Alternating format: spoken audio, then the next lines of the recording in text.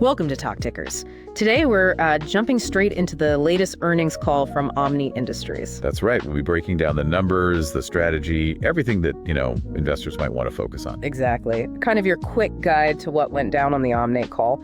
So let's kick things off with the headline numbers. What did the results look like overall? Well, it was a pretty strong year for them. They hit record full-year revenue, $15.9 million. Record revenue. Okay. How does that compare year over year? That's a 29% jump compared to the previous year. So pretty significant growth there. Wow. Yeah. 29% is substantial. And the fourth quarter specifically. Fourth quarter came in at $3.5 million. That was a 5% increase compared to Q4 the prior year. Okay, solid top line growth. But, what about profitability? How did that stack up? That's where it gets quite interesting. Adjusted EBITDA for the full year was $1.6 million. $1.6 million. And the comparison? Well, the year before, it was only $445,000. So a huge improvement. Huge jump, definitely. What about cash flow? Always a key metric. Yeah, they achieved positive adjusted free cash flow. About $248,000 in Q4. And for the full year, $1.8 million. So generating cash after expenses and investments, that's a good sign. Absolutely. And they finished the year in a really strong financial position, too. About $3 million in cash. Nice. And zero debt on the books. Zero debt. That's impressive. Provides a lot of flexibility. It really does. And looking forward, Q4 bookings were $3.2 million. Okay. Which left them with a year-end backlog of $4.6 million. But the really eye-catching number is that Q1 2025 bookings, so just the start of this year, have already blown past $5 million. Over $5 million already booked in Q1. Okay, that definitely signals strong momentum carrying over. Let's dig into that a bit. What was driving the revenue growth, particularly in Q4? Right, so the main drivers for Q4 were expansion in their commercial air transport fasteners. Okay. And also growth in their jet engine casting programs. Those are the key areas. Got it. Commercial aerospace seems key there. Now, I noticed something interesting in the breakdown. About 20% of Q4 revenue came from engineering and new product development. Yeah, that's right. It's higher than their usual target, which is closer to 10%. So why the increase? That usually means lower margins initially, doesn't it? It often does, yes. But they mentioned a specific timely opportunity they took to qualify some new high-performance staffing types. So it seems like a strategic investment. Ah, okay. Investing now for potentially higher margin production later on. Makes sense. Exactly, laying the groundwork.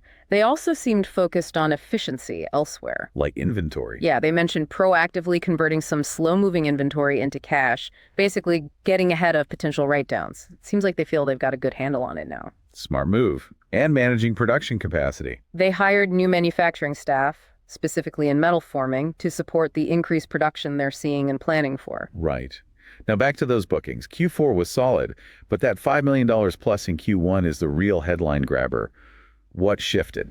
Well, they said Q4 bookings were mostly from ongoing programs, kind of the usual business, but several larger orders that might have landed in Q4 actually shifted into early Q1 2025. So a bit of timing, but it points to some significant wins landing. Absolutely. And going forward, they expect bookings to be driven by things like U.S. missile defense modernization efforts. Okay. Defense sector demand. And also newly qualified fastener components. Yeah. So a mix of defense and maybe new commercial applications too. Seems like they're tapping into some strong market trends. Yeah. Let's talk about that big jump in adjusted EBITDA again. $445K to $1.6 million. How'd they pull that off? It was really a combination of factors. Stronger operating leverage, for one. Meaning higher revenue covering fixed costs better. Exactly. Then product rationalization, focusing on more profitable lines, trimming the less profitable ones. Streamlining. And finally, disciplined pricing strategies. They seem to have had some success in holding or increasing prices. And they plan to keep that focus in 2025. That's what they indicated, yeah. Continue that multi-pronged approach. Okay. And how did all this translate into that positive free cash flow figure? Well, it's pretty straightforward. Cash flow from their operations minus their capital expenditures. And their CapEx was fairly modest. How modest? About $150,000 for the whole year, mostly on manufacturing process improvements. So operating cash flow easily covered that, leaving positive free cash. And getting to that zero debt position, what were the key moves? Two main things. They fully paid off something called the Caliano note, which is about $852,000. Okay, cleared that off the books. And they also received $250,000 for a note they held that was already fully reserved. So basically, an unexpected cash inflow. Ah, so paying off debt and a cash receipt really boosted the balance sheet. Yeah, those two things significantly improved their cash position throughout 2023, leading to that $3 million cash, zero debt, end-of-year picture. A very solid foundation. Definitely. Let's break down the performance by business unit. Monzai seemed to have a standout quarter. Yeah, Monzai had a really strong revenue boost from two specific large programs. And margins. Approaching 50%, really impressive. It seems driven by bookings they landed back at the end of 2023. Shows the impact of those larger wins. What about DP Cast? Similar margin goals there. They saw some margin improvement, and yeah, the goal is eventually to get DP Cast to that 40-50% gross margin range too. Oh. Same strategy. Pretty much. Product rationalization, pricing adjustments. Yeah. But there's a catch. They have a long-term agreement that currently limits their pricing flexibility. So they're locked in for now. For now. But they plan to renegotiate that around the middle of 2025. They expect the renegotiation could have a pretty significant positive impact on DP Cast results. Okay, so that's a key event to watch mid-next year. What kind of business does DP Cast do? About a quarter of it is U.S.-based, focused on specialized aerospace castings, highly specialized stuff. Any potential tariff impact there, given the U.S. focus? Potentially minor, maybe on materials coming from the U.S. or retaliatory tariffs from Canada on their U.S. customers. Yeah. But given how specialized the products are, they feel somewhat insulated. Right, less likely to be easily substituted. And the third unit, Omnius, the forging business. Omnius was heavily focused on product development in Q4. Which, as we discussed, means lower margins in the short term. Correct.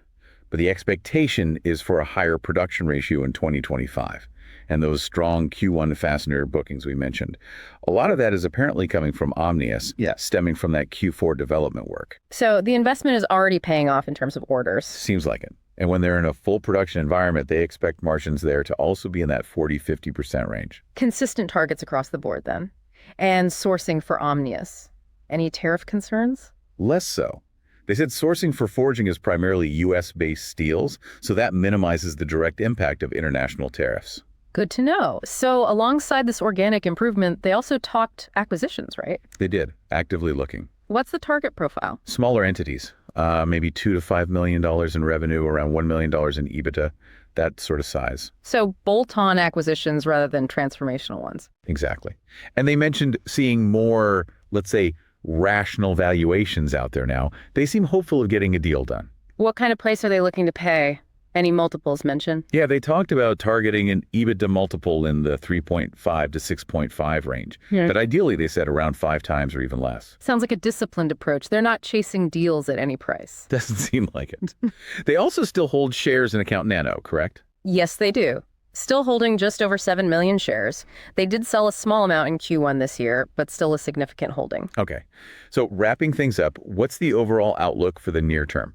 Q1, first half of 2025. Management sounded pretty positive. They anticipate the strong momentum carrying through the first half of 2025. Driven by those big Q1 bookings. Partly, yeah. They mentioned some large single orders could influence the trajectory, and they expect robust booking activity to continue, though they didn't flag any other specific massive orders for H1 beyond what landed in Q1. Got it. So steady momentum expected. Okay, so let's try to synthesize this. It feels like Omni-Lite finished the year strong. Record revenue, much better profits, clean balance sheet, strong backlog, and a really impressive start to Q1 bookings. Absolutely. The focus seems to be shifting towards executing on that backlog, driving higher margin production, and potentially adding growth through those smaller strategic acquisitions. Key things for investors to watch would be that DP Cast contract renegotiation mid-year. Right, that could be significant for margins there. And whether they can successfully find and integrate an acquisition at those target multiples. For sure. But overall, the strong results and the positive outlook, especially those Q1 bookings, they definitely suggest things are trending in the right direction for Omni-Lite. All right, that brings us to our favorite speculative segment. This is not financial advice, where we float an outrageous but plausible trade idea based on the call. Your turn first. Okay, here's one, playing on the acquisition theme. Given Omni-Lite's cash, no debt, and their stated M&A interest, what about going long Omni-Lite stock and pairing that with a short position on a, let's say, a less financially healthy competitor? maybe one in a related aerospace subsegment, like fasteners or castings, but one that looks a bit weaker. Interesting. What's the thesis there? The idea is, if Omni-Lite announces a good strategic acquisition, their stock could pop. At the same time, if Omni-Lite expands its market share or capabilities through a deal, that could put more pressure on the weaker competitor, potentially pushing their stock down. So you're betting on Omni-Lite executing well and the market reacting, while also betting against a weaker player in the same space. Exactly. It's definitely outrageous, highly speculative. Depends entirely on Omni-Lite actually making a value-adding deal and the market seeing it that way. Lots of ifs. Definitely fits the outrageous but plausible bill. Okay, my turn. How about this? Focusing on those strong Q1 bookings driven by missile defense modernization. Right, that was a key driver they mentioned. So maybe a long position in Omni-Lite combined with buying some out-of-the-money call options on a major supplier to the U.S. missile defense industry, someone bigger, more directly exposed to that whole ecosystem. So leveraging Omni-Lite as a specific positive indicator, but also making a broader bet on the whole missile defense spending trend via options. Yeah. You're betting Omni-Lite benefits and that the rising tide lifts other boats in that sector, potentially giving you leverage upside through the options if the trend really takes off. That's certainly got risk. Options are inherently speculative, and you need the timing and magnitude of the move to be right. Out-of-the-money calls can easily expire worthless. Oh, absolutely. High risk, potentially high reward if the whole sector gets a boost from that spending push. Again, purely speculative. Both definitely qualify as outrageous. Okay, so that wraps up our look inside the Omni-Lite Industries earnings call. We've hit the key financials, the strategies, and where they might be headed. What do you, the listener, think about Omni-Lite's path forward? Are those acquisitions going to happen? What kind would make sense? We'd love to hear your thoughts. And just to reiterate very clearly, nothing we discussed today is financial advice. Please always do your own detailed research and due diligence before making any investment decisions. Absolutely critical. Thanks for tuning in to Talk Tickers. We'll be back soon with another earnings deep dive.